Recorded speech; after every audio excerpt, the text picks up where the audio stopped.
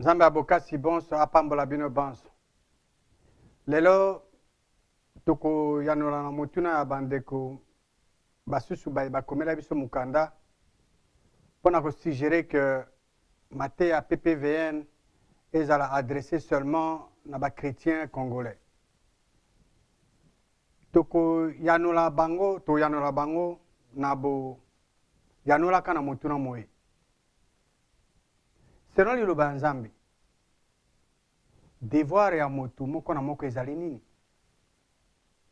Tango tokokende na liloba ya Nzambe mpona koyanola na motuna moye, bacompatriote wana bandeko babiso bana bakozwa eyano na préoccupation na bango. Tolobaki na bino liboso na bonene ya Bibilia. Tolobaki ke Bibilia ezali buku oyo ezali likoya babuku nyonso aussi. Oyo liloba Nzambe elobi ke eza malamu yango nde eza malamu. Oyo liloba Nzambe elobi ke ezali mabe yango nde ezali mabe. Donc soki tolingi toyeba malamu to mabe, esengeli tokende na liloba ya Nzambe mpo toyeba. Alors tokokende mpe na liloba ya Nzambe mpo toyeba devoir ya motu moko na moko ezali nini.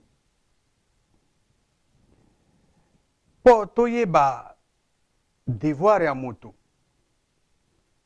mpo ete toyeba devoir ya congolais moko na moko selon liloba ya Nzambe, esengeli tokende na kati ya liloba. Kasi yambo tokende na liloba ya Nzambe mpo ete tozwa eyano na motuna mwa biso, nalingi na partage na bino makambo mai. Bosembo ya liboso esengeli bobomba na mitema mya bino ezali boye. Nzambe akelaka likolo mpo ete likolo esupporte mabele. Nzambe akelaka mabele mpo ete mabele esupporte physiquement moto. Nzambe akelaka moto mpo na nkembo na ye. Nzambe akelaka moto mpo moto akumisaka Nzambe mpo na nkembo ya Nzambe. Bosembo ya mibale esengeli botia na mitema mya bino ezali boye. Nzambe akabolaka bato te. Nzambe afavorizaka pe bato te. Nzambe aza na préférence te. Tokokende na buku ya Acte, chapitre 10, tokotanga verset 34 na 35. Tokomona esika Petro akendeki kuna epa ya Corneille. Corneille azalaki mopagano. Nzambe ayebisaki Corneille, atindaki ange epa ya Corneille, ke Corneille atinda bato babenga Petro aya ayebisa ye makambo. Petro azalaki moyuda, bango bazalaki na boyokani na bapagano te, me Nzambe ayebisaki ye akende. Tango Petro akomi epai ya Corneille, alobi likambo moko na passage oyo tokotanga awa. Alors Petro afungoli monoko na ye alobi na bosembo, ayebi ke Nzambe akabolaka bato te, kasi na ekolo nyonso moto azo kotosa ye to komemia ye, korespecte ye, mpe azo kopratike bosembo, moto wana aza malamu liboso na ye. Bosembo ya misato oyo esengeli bobomba na mitema mya bino ezali koyeba ke Nzambe alingi mokili mingi, yango nde atindaki mwana na ye moko Yesu Kristo mpo ete n'importe qui, mutu nyonso, quiconque oyo akondima ye akufa te kasi azwa bomoi bwa seko. Liloba Nzambe elobi ke quiconque, n'importe qui, mutu nyonso. Liloba Nzambe elobi te ke chrétien te, n'importe qui, mutu nyonso oyo akondima ye, moto wana akobika mpe akozwa bomoi ya seko. Bosembo oyo nauti kokabola na bino ekomami na évangile ya Jean chapitre 3 verset 16. Bosembo ya mine oyo esengeli bomba yango na mitema mya bino ezali koyeba ke Nzambe alingi ke bato banso babika mpe baparvenir na connaissance ya bosembo. Bakongolais banso, Bakongolais basi to mibali, bango banso bazo fait partie ya tous les hommes, bato banso oyo Nzambe alingi ke babika mpe baparvenir na connaissance ya bosembo. Bato mingi basuka na bango na kaka na libiki, basuki na bango wana. Mais Nzambe alingi ke non seulement bato babika, mais baparvenir na connaissance ya vérité. Vérité eza nini? Vérité eza liloba Nzambe. Jésus-Christ dans Jean chapitre 17 verset 17 alobi, sanctifie-le par ta vérité, ta parole est la vérité. Liloba Nzambe eza bosembo. Donc, et loko ya suka bosembo ya mitano na ko senga na bino bumba na mitema me abino. Nzambe alingi te ke bato mabe bakufa. Kasi alingi ke bato mabe ba bongwana, ba changer pe ba vivre. Soki Nzambe alingi te ke bato mabe bakufa. Alors, ndenge nini biso na PPV tout ça la kaka ba enseignement na biso ka pona ba chrétien congolais. Parce que Nzambe azali Nzambe oyo alingi ke bato banso babika pe ba parvenir na connaissance ya vérité. Dans Ézéchiel chapitre 18 verset 23 et le Bible. Eloko nazolinga. Est-ce que mutu mabe akufa? Kulo Nzambe ndazoloba ndenge wana. Ezali te ke nalingi nde ke babongwana, mutu mabe abongwana ezali na ye pe à vivre.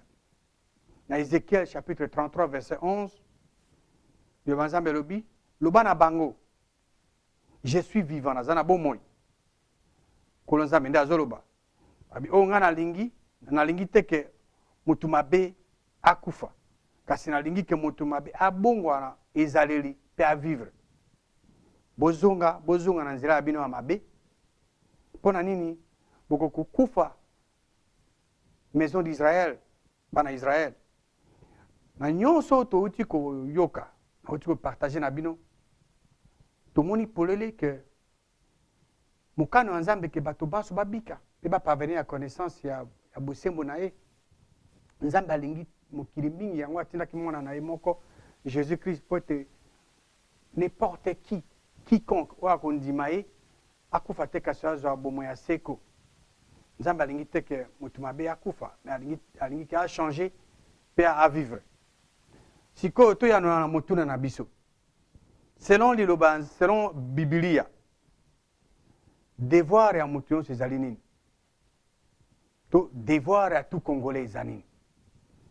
Tokende na liloba Nzambe mpo toyanola na motuna mona. Na livre ya Ecclésiaste, chapitre 12, tokotanga verset 13. Liloba Nzambe lobi, toyoka suka ya discours. Respecter Nzambe pe tosa mibeko mia ye. Wana nde esengeli motu moko na moko asala. C'est là ce que doit faire tout homme. Mo oyo elobi tout homme. Est-ce que ba Congolais, na ba Congolaise, bazali concerné na mo wana? Est-ce que bazali na kati? Oui, bazali na kati. Tout homme veut se référer na bato banso. Ko to sanzambi pe ko observer ba commandement na ye, to mibeko mia ye, yango ne sengeli moto na moto asala. Moto yango nani? Ezali chrétien? N'importe qui, tout homme, chrétien ou non chrétien. Moto na moto, moto moko na moko, azali na devoir, responsabilité, ya ko respecter Nzambe pe ko tout ça mibeko mia ye. Ko to sa Nzambe to ko respecter kolo Nzambe ezali ebandeli ya bwanya. Ko respecter Nzambe pe ko observer mibeko mia ye. Yango nde esengeli Congolais moko na moko asala. Ezali devoir ya Congolais moko na moko. Wana ezali mokano ya Nzambe pona motu moko na moko. Wana nde ezali mokano ya Nzambe pona bato banso. Wana nde esengeli motu na motu asala. Ko craindre, ko respecter Nzambe pe ko observer mibeko mia ye. Alors ndenge nini moto akoki ko respecter nzambe pe ko observer ba commandement na ye mibeko mia ye na boyekolaka liloba ya nzambe ntango oyekoli liloba ya nzambe otiango na mayele mayo pe osaleli yango motu moko na moko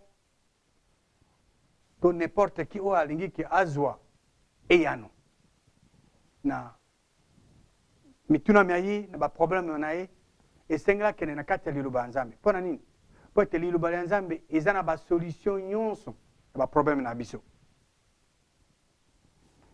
motu nyonso oyo akorespecte nzambe mpe akoobserve mibeko mia ye bacommandement na ye motu wana alingaka nzambe okoyoka bato mingi balobaka ngai nalingaka nzambe ngai nalingaka nzambe soki otuni ye kolinga nzambe elingi koloba nini mingi bayebaka te bazolobaka nalingaka nzambe me kolingaka nzambe elingi koloba nini tokoyanola motuna yango na bokendeki na liloba ya nzambe na 1 Jean chapitre 5 verset 3 bolingo ya nzambe ezali nde kobomba mibekomi ya ye e mibekomi ya nzambe ezali pasi te bolingo ya nzambe ezali kobomba soki olingi nzambe esengeli obomba okokola ndenge babombaka trésor mibekomi ya nzambe ezaka koloba te oh nga nalingaka nzambe soki olingaka nzambe esengeli obomba mibekomi ya ye mpo obomba mibekomi ya ye esengeli d'abord otanga oyeba yango oyebi mibekomi yango obombi yango na mayele mayo lokola ndenge babombaka trésor alors olingaka nzambe bolingo ya nzambe ezali kobomba mibekomi ya ye mpe kosalela yango mpo na korespecte nzambe moto esengeli abanda kotanga liloba ya nzambe mpo nzambe aza elimu tomonaka ye te tokoki kotushe ye te me nzambe arevele volonté na ye sous forme de mot parole na ye mpo orespecte nzambe banda kotanga liloba ya ye otangi liloba ya nzambe okomprendre yango parce que moto mosusu akotanga mpe akomprendre yango te soki okomprendre yango mabe okosala yango mpe mabe otangi okomprendre alors obombi yango na mayele mayo mpe osaleli yango oagir en conséquence alors na bosalaka ndenge wana nde motu wana akorespecte nzambe mpe akoobserve mibekomi ya nzambe mais tomoni ya nzambe alingi ke bato barespecte ye mais est ce que esika ovandi bato banso nzinganzinganga na yo balingaka nzambe te banso balingaka te nzambe asala moto droit mais moto apréféré nzambe mosusu mpo nzambe apesa bato libre arbitre ya kochoisir yango bato mosusu baboya na bango kokumisa nzambe bamosusu bazokowangana ke nzambe azalaka te mais nzambe alingi ke bato banso barespecte ye mpe baobserve bacommandement na ye devoir à tout homme eza nini devoir à tout congolais ezali nini devoir à tout congolais ezali korespecte kocraindre nzambe mpe korespecte mibekomi ya ye c'est là ce que doit faire tout homme congolais nyonso esengeli asala ndenge wana arespecte nzambe mpe aobserve bacommandement na ye kocraindre nzambe to korespecte nzambe ezali mokano ya nzambe mpo na biso